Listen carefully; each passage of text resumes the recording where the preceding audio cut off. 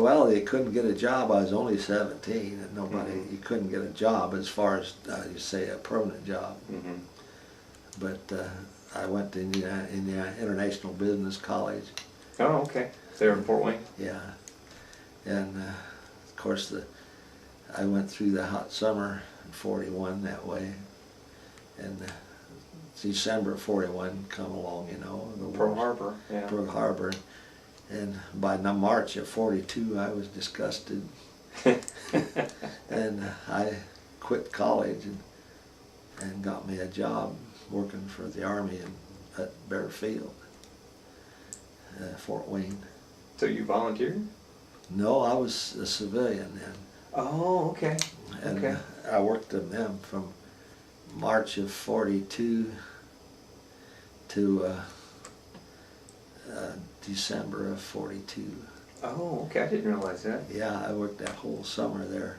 Doing what? I was in an engineering department. I worked for a machine shop. We worked on okay. B-26 airplanes. Okay. We'd get the ships from the factories was in Iowa, Oh, okay. and we'd have to almost rebuild them. Then we'd put Bombay tanks in them. No, the B-26 was a bomber? Bomber, Right. two-engine bomber. Then we'd put Bombay tanks in and load them with fuel, and they'd fly from here to South America and to the closest point to Africa, and from there over to Dakar, South Africa, and then there up to Casablanca, and then into combat In North North Africa. Africa? Oh, wow. Okay. And I worked there on that, on B-7 or B-26s. Hmm. And then about December, I knew I was going to be drafted, and I was drafted in December of 42. 42, okay. And they gave me Christmas off, so I didn't have to report till January of 43. So how did the draft work? I mean, you just got a card one day saying? Oh, from my friends and neighbors. Uh-huh. They did. That absolutely said, your friends and neighbors have invited you to join the Army. Invited you, huh? You couldn't say no, though, could you? I got it at home, if you want to read it. Really? Oh, wow. And I had a good friend. We was in college together and went to high school together. He was going to enlist, and he's going to get what he wanted. And I said, "Oh, I'm going anyway." So in September of 42, he enlisted. Hmm. And I said, "I'm going to be drafted anyway. It'd be another month." Mm-hmm. So I was drafted, and I reported to Camp Perry, Ohio. That's east of Toledo and Lake Erie, Oh, okay. and Port Clinton's. But when I got there, he'd been there for a month and served KP. And I come in one night and went out the next one, my assignment for basic training. And it turned out he never really got to go in anything. He was just about a flunky all the time he's in. I got to Get to see the world, huh? yeah, I didn't enlist. I got drafted. But he finally went to the Philippines after the war a little bit. And that's where I was headed when the war ended, was the Philippines. Mm-hmm. I'd been in Europe 2 years fighting, and then I had to go with it. I mean, I was a good friend of mine was in the boxcar, the one that dropped the bomb on Hiroshima. Oh, wow. And I just had it with him last week. Hmm. And I thank him every day I see him for Mhm. dropping that bomb, because I Wow. didn't have to go make an invasion of Japan. Sure. So, from Ohio, where did you go after you got? I went to Dayton. Took my basic training in Mhm. 43, and Right, Pat? Wright-Patterson. Okay. And I got on basic training. They kept me on the base, and I met a good friend, sergeant there, who worked for the commanding general, and he and I were making up crews, outfits, squadrons, Mm-hmm. to send overseas. Oh, okay. And we worked up on that for about 3 months together. I wasn't alone, there was Mhm. a group of us. And one day, old Sarge, he says to me, he said, Dewey, I'm tired of this crap, let's get out of here. And we had an outfit we were making up to go to Italy. Mm-hmm. And we put our names on it, our own names, and we typed up our own orders, and we went around the camp of good friends, and we enlisted about 20 guys to go with us. Uh-huh. Made up the quadrant, and then we made it on the, it was in December of 43. Mm-hmm. And, or 42, yeah, 42. And we made up, and we went to Mitchell Field in Long Island to make up the rest of the cadre. They brought it in from all over the United States. Oh, okay. And we was there a week. We made all in December, and that was a cold December. Or it was November, yeah, and first and we made, from there we went down to the swamps at Roanoke, Virginia, to complete some basic training, you know, some overseas training, Mm-hmm. and pick up our equipment and everything. And we became a unit, 28th SSU, Statistical Control Unit. Oh, okay.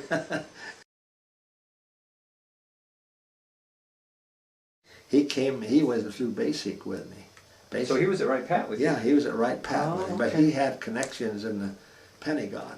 Oh, He okay. worked in the Pentagon. Uh-huh. And they pulled him out of basic and put him back on his same job in the Pentagon that he had when he was a civilian, only he was making like, I think maybe $400 a year. They Mm-hmm. put him in as a private, you know, at $50 a month. He got tired of that crap pretty quick. Uh-huh. So he came back, and we were just completing our basic training, so he really didn't get any basic. Uh-huh. But then he was working in the field with the office with me, and when we put his name on too to go with okay. us. Now, did you know where you were going, or did you? Yeah, we had an idea. We were headed for Italy. We couldn't tell anybody, you know, of Uh-huh. course. Now, had they invaded Italy yet? at Oh the yeah, time? Okay. we didn't know it, but you know, we invaded Italy in September of 43, Mm-hmm. and they didn't invade up there at Normandy until June of 45. Yeah, right. Right. And so So the U.S. had already landed and Yeah. were pretty well established. So you were going into. yeah, they had just taken Naples when we got on the ship on the 12th of December, and we got off the ship 35 days later. We didn't take our clothes off or nothing. We had a horrible transport. Had an old Liberty ship. And you wore the same set of clothes for a month? 35 days. Oh, gosh. Sick. Oh, and we had so much filth that they had to take fire hoses in and clean the quarters up. They wouldn't let us out because the submarines were active. Hmm. And I was sick. You had 6 bunks on a wall, and I had the bottom one right on the deck. And there were 5 guys puking on me from above. For a month. Yeah. We had a very rough crossing. Uh-huh. And when we landed in Italy, the lines were north of Naples, just a little bit. So where did you land in Italy? We landed at Toronto. So is this the mainland of Italy? Yeah, Okay. right under you got a hill. Mm-hmm. It's right up the instep. Oh, okay. Okay. And we went over the side of the ship on a cargo, and they give us our ammunition and money and everything, and put us over the side of the ship and into a landing craft, and in we went. And just walk right onto the beach then? Yeah, we just walked Huh. on. But I hit that, went on, I can see that they dropped that gate, you know, and I can't tell you to this day how I know I was a half a mile inland, the next thing I know in an orchard. And I had no idea how I got that orchard. Huh.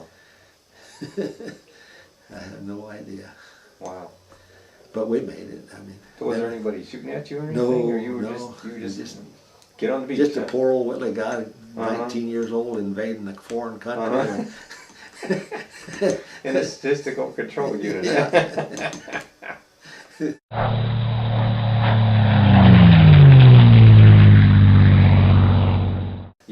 for 3 years? 2 years. 2 years? In Italy. We lost 20,000 men in 2 years. Wow. And I got all the statistics there. Oh yeah, you managed. Yes, also. if somebody asked me what I'd done, I'd tell them I had to shoot them. Mm-hmm. I was top secret if I told them. Because we worked for the General Twining. He had to have every man, every gun, every plane, everything. He had to have it. Mm-hmm. And that was our job, was to keep him Keep supplied. track of who did what. Okay. We had to keep him there. Mm-hmm. And I got the figures there. We were 420 million gallons of gas we used. Wow. In all of the 2 years of fighting. Wow. And I got every bullet that we fired, every gun. So this was for the 15th Air Force. Okay. Okay. So that was just the 15th Air Force. Yeah, That was that just doesn't count Not all the other anybody forces. else. That was just ours. Wow. We bombed southern Germany, Austria. And one trip we made was to Russia, but the Russians were not cooperative. Russians. We only made one trip with them. We were thinking we'd fly from Italy to Russia and bomb. And then they could reload and come back and bomb. Okay. Yeah. Make a double trip out of it, Sure. but they wouldn't cooperate. Huh. And, So what, they don't went to Russia once? I don't know. Did you come back then, or? We only made the trip one time. Uh-huh. But we bombed southern Germany, Stuttgart, Frankfurt, and Oh, okay. had milk runs up through the Brenner Pass and Ploesti, Romania, all those places. And it was quite critical because Romania was his oil supply. Oh, okay. And when we bombed, we lost 45 ships one day over Ploesti. And we lost more officers than any unit in the world. Wow. Because every ship had 4 officers Oh, on it. wow. Okay. They had the pilot and co-pilot and bombardier and navigator were all commissioned officers. And if they went down, why? And I can tell you every plane we ever lost, there was quite a few officers went down. Wow. Spent that 2 years there in Bari most of the time. That's where our headquarters was, Bari, Okay. Italy. So what did you live in? I mean, do you have a... Oh, we had tents. We lived in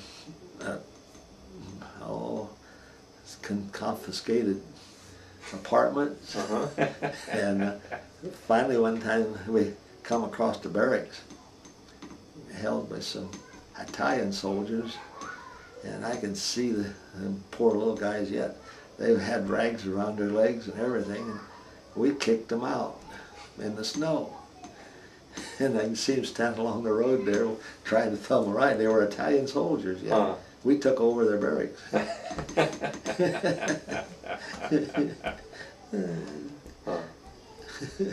We lived just about where it had tents and any way you wanted. Old fell, I went in. I rode in I went almost AWOL. Of course we were in the, we could do what we wanted to. I never held a formation in the 2 years I was there. And we could do, you couldn't say you really went AWOL. You was doing your job. I went into Rome riding on a 6x6 loaded with butt nuts and bolts, and why in the world they had that kind of truck there, I don't know. But we went through a minefield. If we'd hit a mine, we'd got it Shrapnel everywhere, yeah. Yeah, nuts. And that was fun when we roamed. And I went back 3 or 4 times after that, and just went all over Rome. Now, did you see the Pope? Or did George, you saw the Pope? Personally. Yeah. When that first time we went in with about 15,000 other guys. And he came by on his throne. They were carrying him, and he made a public. But one time I went back, and George and I were walking up through the St. Pete's. up towards the Sistine Chapel, and a door opened in the hallway. One of the Swiss guards comes out. They guard the Pope. Mm-hmm. He spoke perfect English, and he wanted to know if we wanted an audience with the Pope. And George, being Catholic, he said yes. Well, I'm with him. So we went in, and there he sat in his throne. It was not too much larger than this, and we, like a door was there, we walked over to him here, and knelt down. He blessed us, put his hand on our head, and I think George kissed his ring, but I didn't. And we got up and went on about our business. Old Pope Pius XII. He spoke perfect English. Oh, wow. And he was versed in several languages. But most people don't have an experience like that. But No. I never thought much about it. And I told one little Catholic girl here in town that I'd been personally blessed by the Pope, and she said, "Why, he'd waste a blessing on a Protestant like you."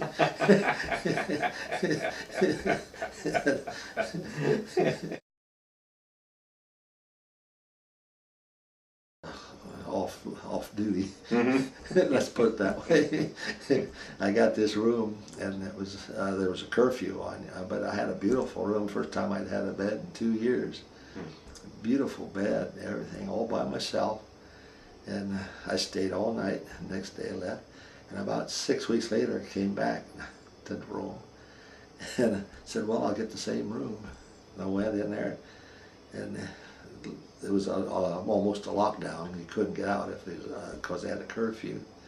But I hopped in bed, boy, and I turned the lights out. First thing I know was a zip here and a zip there and another zip, and I got set up and got my flashlight and shined it on bed. It was just covered with bugs. And in 6 weeks' time, they'd accumulated like that. Oh, yeah. And I couldn't get out. So I had a raincoat, I buttoned it around my neck and around my sleeves. And next morning I was all bit up, but before I could get out. But I didn't go back there the next time either. Wow.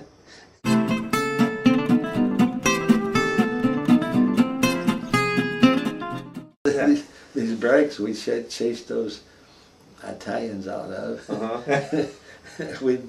We'd fixed up a stove. We had a lot of engineers in the outfit, and we cut a barrel in half, just about that high, and put a stovepipe on it with a door and everything, and set it on in the middle. This barracks had a wooden floor, but we set it on, made a platform, put dirt under it, and set this barrel on there, and then we had a chimney. We went out through the roof, and we used 110 octane. That's what we run the aircraft plane with, aircraft fuel, and we made a line to the stove with a valve on it, and let this oil drip on a stone about football size in the middle of that.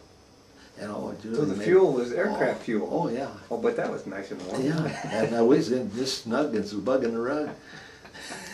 But eventually the soot from the thing plugged up the pipe, and old George, the old first sergeant, we were all in that room. We were pretty close with the old first sergeant, but it was plugged up, and old George says, "I'll clear it out," and he took a can of gasoline up on top of the roof, and he poured it down that thing, and it was red hot, and it blew up. Then the old sergeant, he came out the door with a stovepipe belching flame under each arm. They were just like a bazooka. I could see him yet. His eyes were bigger than pumpkins.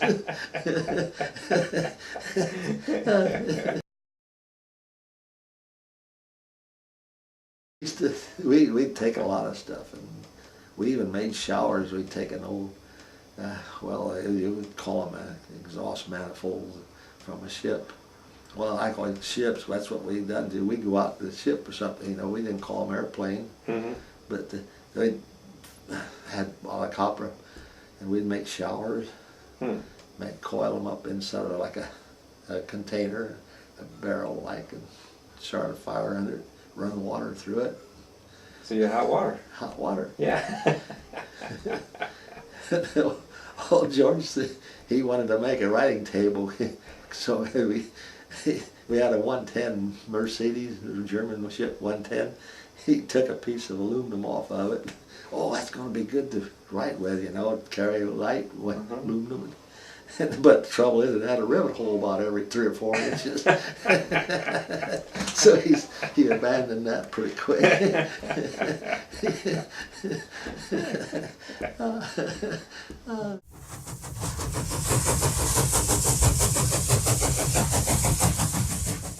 We used to have a lot of fun. We had a tent alongside of a railroad. Went by our encampment one night, and all the things were destroyed. All the signaling devices and everything were destroyed. But the old engineer would stop right by our tent and blow his whistle to go into the yard, you know. Mm-hmm. That'd wake you up. We got to shooting these engine full of holes. He didn't like that. He'd come by there one night about 30 miles an hour throwing coal. And he just about wiped us out. He took the tents right out. He just threw coal. It's going about 30 miles an hour. He got even with us. Oh shoot, that was funny.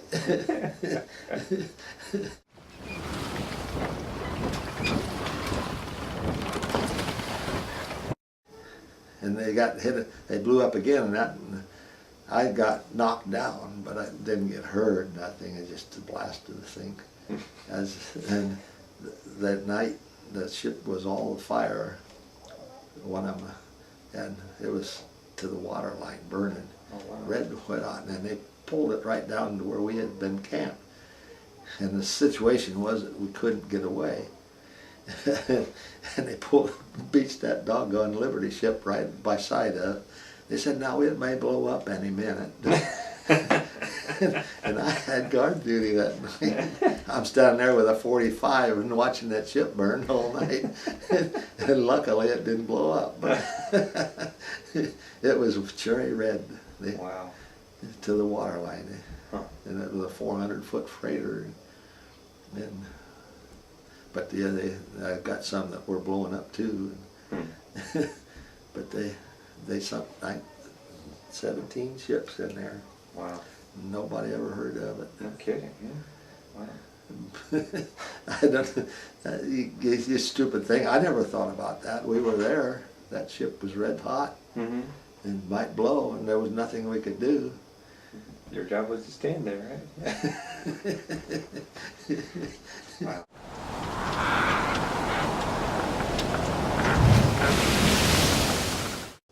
But they were just barely giving us enough ration to survive, and we were hungry. And then went into the Mediterranean. We went through Gibraltar and up through the Mediterranean, and they were going to issue me a boiled egg, the whole outfit. And I got my egg in line. I went around. I sat down, and the swells on the Mediterranean are rough.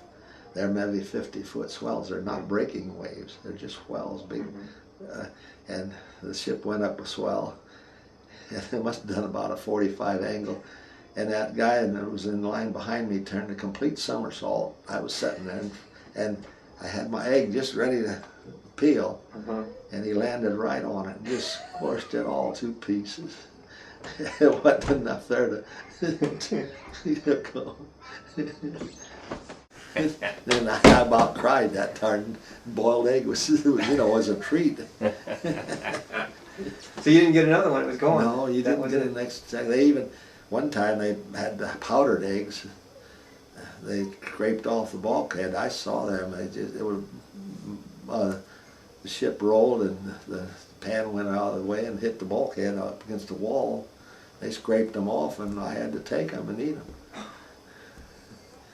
And when we got to the harbor, after our officers were in charge, they went to the harbor master and reported it. And I got the letter at home that they were going to sell everything on the black market. Those our old men, starving us. Wow. Hard to believe, isn't it? Yeah, it was. But You came back and were discharged. Did you come back to Columbia City then? Oh yeah. Yeah. We came in the morning, really about 3 o'clock in the morning, came into New York Harbor and come up to Hampton Roads, and you could see the Statue of Liberty in the distance, and it was lighted up at that time. And they unloaded the ship at 3 o'clock in the morning, and they come down the gangplank, and there's a Red Cross or some lady there with a bottle of milk. And I hadn't seen milk for 2 years. And, oh, that was good. And they loaded us on a bus, and we went out to Camp Kilmer, New Jersey. And I had nothing when I left Italy. That I didn't have anything only what I had on. So they got up there, they gave me a ticket on a train to Camp Breckenridge down here in Indianapolis. And I had another friend of mine, old Sarge, he was from Austin, Texas. He'd been with me too, coming home.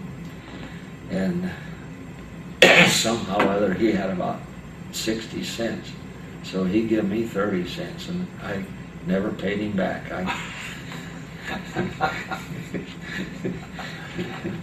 But I left Camp Kilmer, and ended up in Breckenridge. And I got in there, I don't know, it was around the 4th or 5th of October, I mean. And I called home right away, and my mom said, well, your brother just went down there yesterday.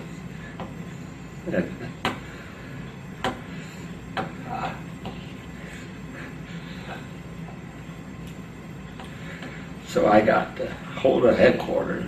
I hadn't seen him for 2 years. And we spent the evening together.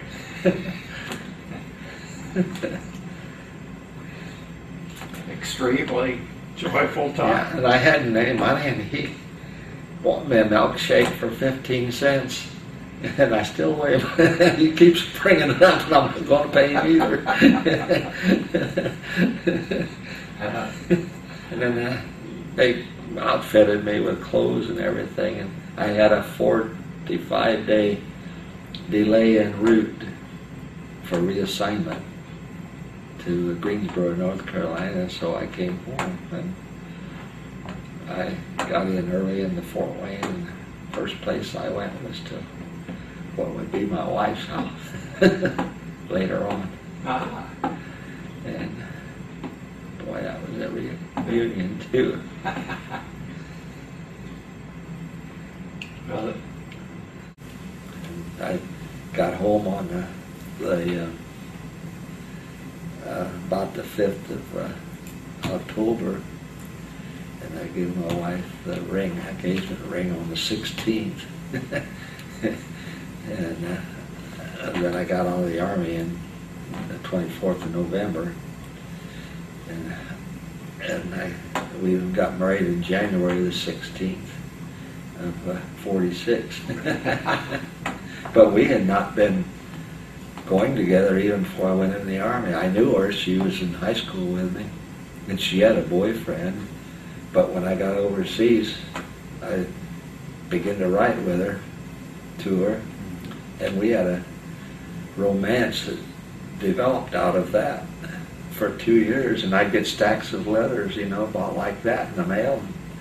And I couldn't write. There wasn't anything I could say, but I did say hello, more or less. And boy, that's the first thing I went when I got it. I had writing to her. She'd come running down the stairways in her nightgown. that's wonderful. We had 53 years. Very good.